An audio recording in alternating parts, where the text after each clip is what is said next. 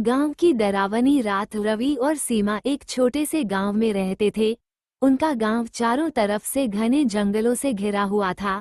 वहां एक पुरानी हवेली थी जिसके बारे में कहा जाता था कि वो श्रापित थी।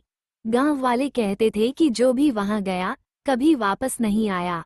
एक रात रवि और सीमा ने हिम्मत करके हवेली को देखने का फैसला किया। चांदनी रात थी और हवेली के पास का माहौल सन्नाटे से भरा हुआ था। ज्यों ही उन्होंने दरवाजा खोला, एक ठंडी हवा का झोंका उनके शरीर में सिरहन दौड़ा गया। अंदर घुसते ही उन्हें फर्श पर खून के धब्बे दिखे। दीवारों पर अजीब आकृतियां बनी हुई थीं। अचानक उन्हें सीढ़ियों पर किसी के कदमों की आहट सुनाई दी। डर के मारे सीमा ने रवि का हाथ कसकर पकड़ लिया। कौन है? रवि ने कांपती आवाज में पूछा। कोई जवाब नहीं आया, लेकिन अचानक ही एक दरवाजा अपने आप खुल गया। दोनों की धड़कनें तेज हो गईं। वे धीरे धीरे उस कमरे की ओर बढ़े। अंदर एक टूटी फूटी कुर्सी थी और उसके पास एक पुराना दर्पण। दर्पण में उन्होंने देखा, एक सफेद साड़ी में लिपटी औरत उनकी ओर घूर रही थी।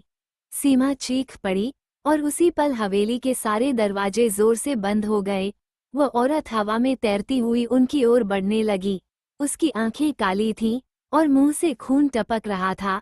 रवि ने सीमा का हाथ पकड़ा और भागने की कोशिश की, लेकिन उनके पैर जैसे जमीन में धंस गए।